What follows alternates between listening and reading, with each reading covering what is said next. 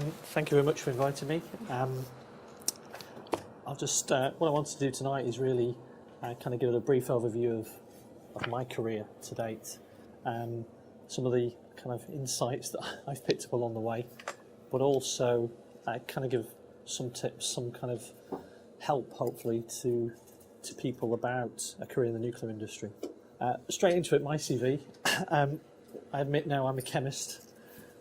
I graduated from UMIST back in 1991 after doing 3 years, and I have to say at that time I didn't say I wanted to go into the nuclear industry. It wasn't on the top of my list, and I'm sure my age now, pre-internet, I went to the library in the university and had a look round and looked at companies, and in those days the milk round came round, presentations came round from companies, and I went to a few companies, and one company, NNC Limited, the old National Nuclear Corporation, really jumped out, and the reason was the people who came round were really enthusiastic, experienced, and obviously very knowledgeable, and that kind of hooked me initially. And then they had a very good graduate training scheme, and those two things, along with a line that said extensive foreign travel, really kind of hooked me into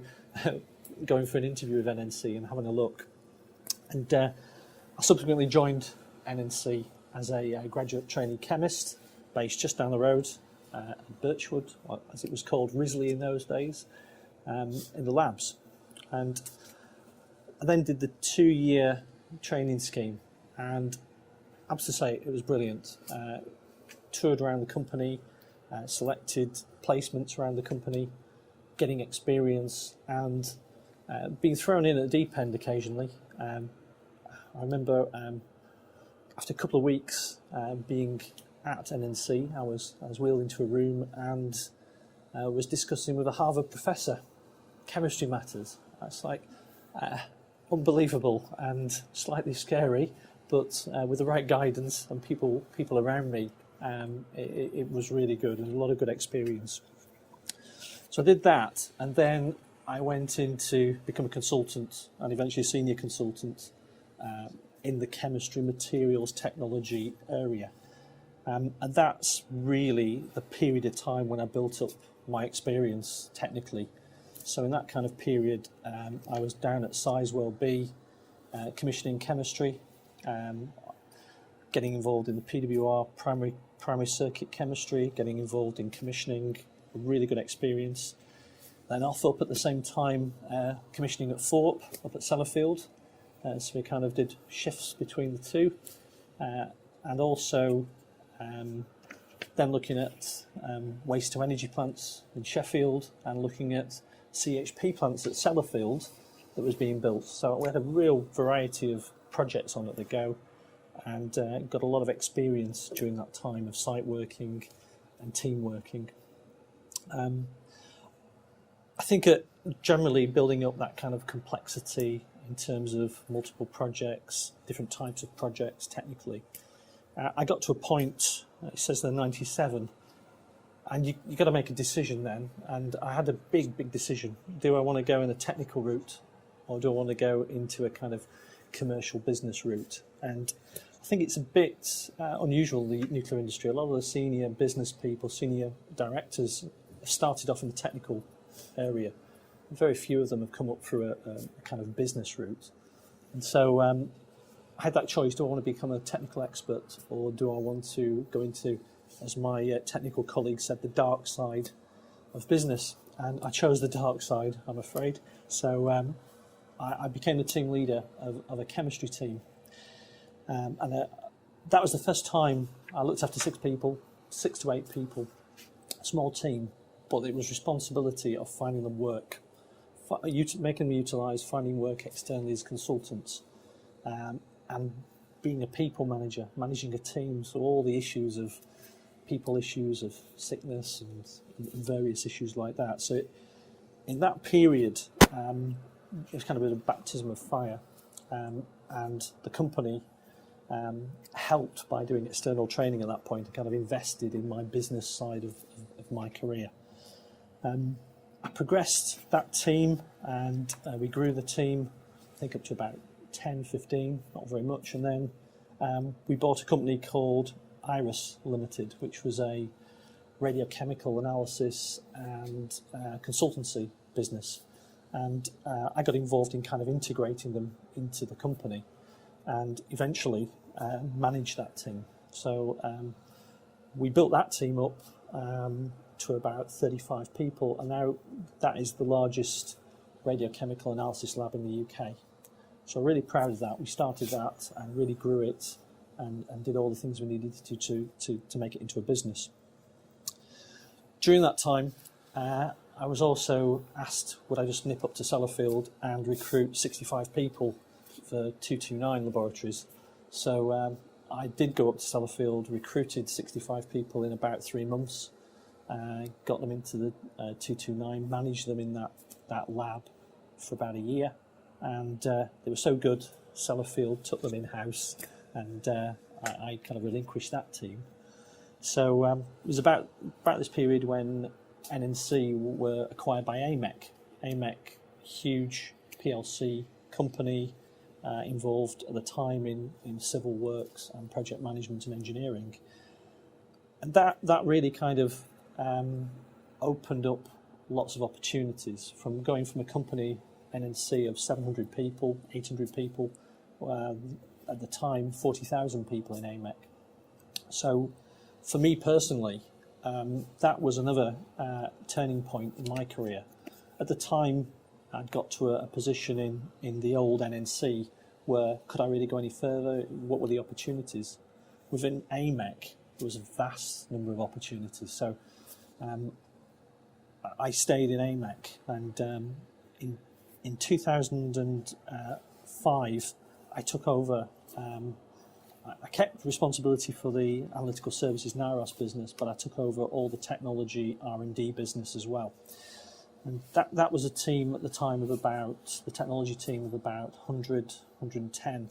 And I'd say that the company generally had not invested in that area, had not invested in the laboratories, had not invested in that side of the business. It made great profits, and was growing, but had not really been core to the business going forward. I think with AMEC acquiring us, it really kind of boosted us, and I took that team and we grew that as well, and that is now up to about 200 people and is thriving. I carried on, and as I said, in my career, I've started taking more and more responsibilities, really by AMEC changing and AMEC's organisation changing, and more business, almost internal acquisitions, if you like, more and more teams come together. So in 2009, I became a consultancy director, and what that was all my existing businesses that I already had. The company, we brought consultants who could be sold to kind of multiple markets. We brought from different parts of AMEC and brought them together as one business. So I took teams that were previously only ever working for Rolls-Royce. I took some teams that only ever worked for EDF, existing nuclear, the old British Energy. And, some of those skills, for example, human factors, they could sell them to any market. So I brought them together, and over the last 18 months, 2 years, we've been trying to create that as a consultancy business to sell out, not just into the nuclear market, but out into oil and gas and out into conventional power and renewables. So it's been a quick 19 years, it feels like, and a fun 19 years, but some of my thoughts when I was looking back is, well, I've actually stayed at the same company, so am I really qualified to sit here and tell people how your career works? But it doesn't feel like that. I feel as though I've worked in a growing company. And what first attracted me to the original NNC, the GT scheme, I think is still there, and I've put the GT scheme plus. I think the difference is that it continues throughout the company, and there's a general mentoring philosophy in the whole company, where managers and leaders are encouraged to encourage new staff and bring them in, because a range of the senior managers in our part of the business have come through that GT scheme. We've been there a long time, and we've been there, done that, grown the business.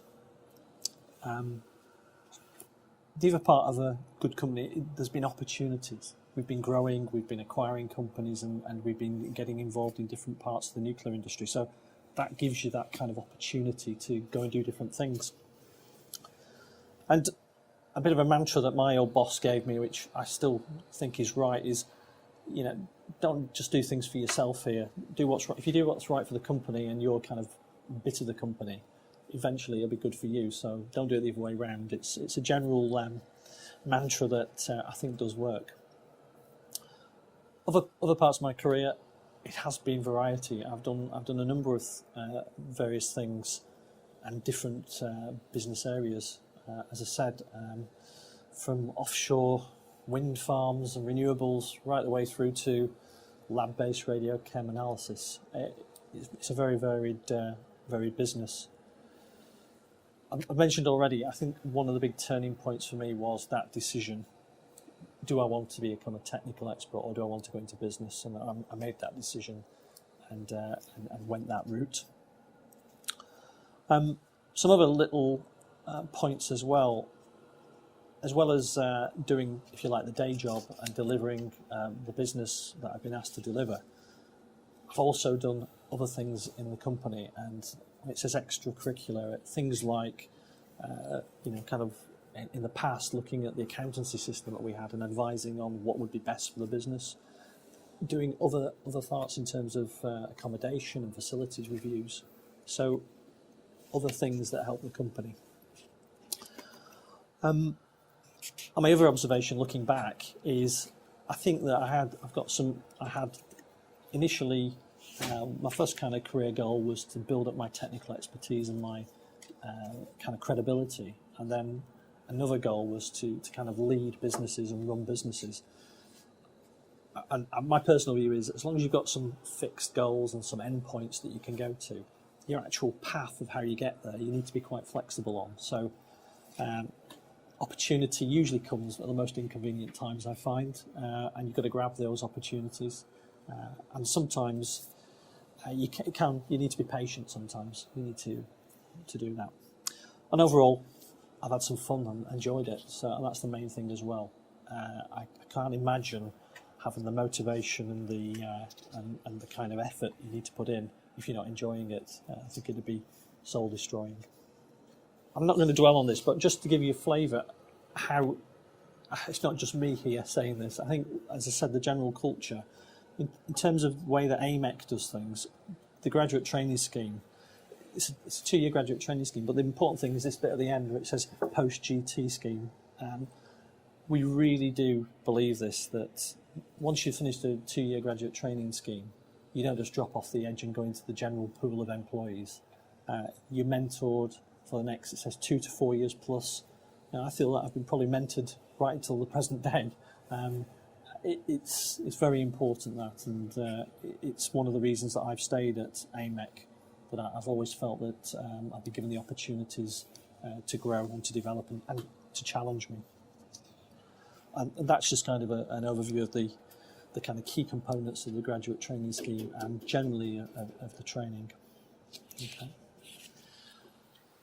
AMEC as a company as well, we've just recently introduced bringing a lot of these things together, and we're just in the process of rolling a lot of this out. It's called the AMEC Academy. So I'll talk about career paths in a moment, and that's a route. I think it kind of articulates what I did and what other people have done without a framework of how to get from one place where you are now to where you want to be.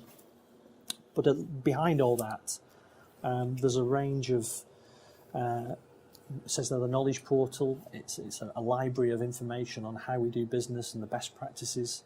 There's accelerated development for accelerated management courses, the manager toolkit, how you run appraisals, how you lead in a company, and a section there which again I keep going on about, coaching and mentoring is essential for the business. On the career paths, the idea of the career paths is that you assess yourself at a particular level. So this one's project management. and you assess yourself which particular level you are, where you are now, what skills you've got now, what experience you've got now, and then you kind of put in where you want to be, and it gives you ideas and routes on how to get there. So you may have all the necessary skills in project management, but you haven't got particular skills in another area. So it kind of guides you into training, and it guides you into experience that you need to grow. And this is starting to be used in our PDR process as a guidance on how you can develop. It doesn't do it for you.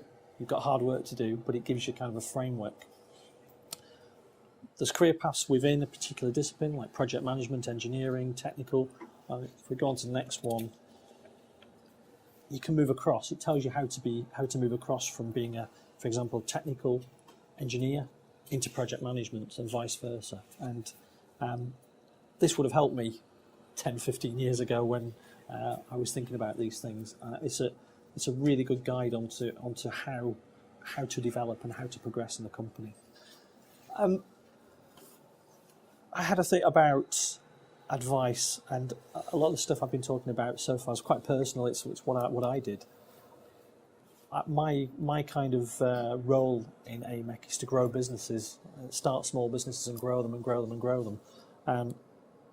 I kind of think that building a career is just like building a business, and I put a question mark because it might just be my idea. But for me, if you think about how a business grows, when you start up a business and there's absolutely nothing, you really need to know where you're going. You need to know what your plan is. What do you want to be in 5 years? Do you want to be a 100-man company? Do you want a big turnover? Do you want to be internationally recognised? Whatever your goal is.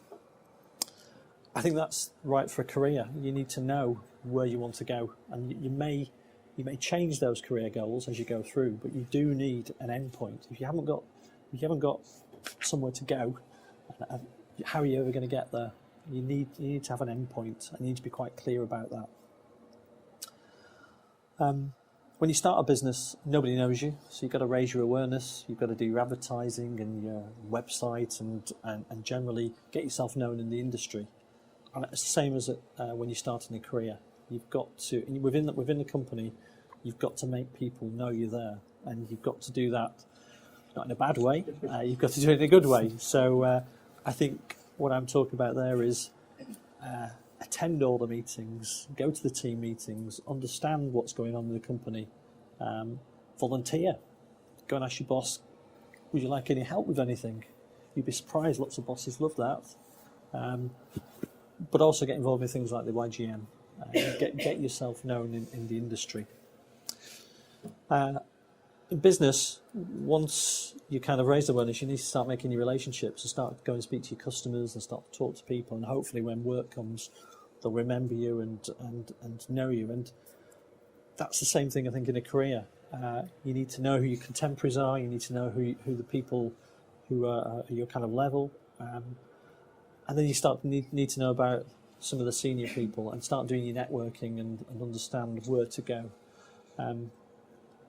I think my advice as well is to kind of look at your next layer of management and try and pick out who you think are going to be the future leaders of your company, and try and get to work for them. Try and go and work for those people. Try and learn off them, and try and develop with them. Because that's the best training you can get, is to work with somebody who's very, very good. So you've built your business, you've told people about it, and hopefully you're winning some jobs, and then you're winning some larger jobs. And I think this equates to the kind of period of your career where you're building up your experience, you're building up your credibility in your skill area. But then you can only get to a certain point, I think, when you do that as a business. So then you've got to look for new markets, and you've got to look for different services you can offer. And I think that, in career-wise, is where you start saying, well, I've got a particular set of skills.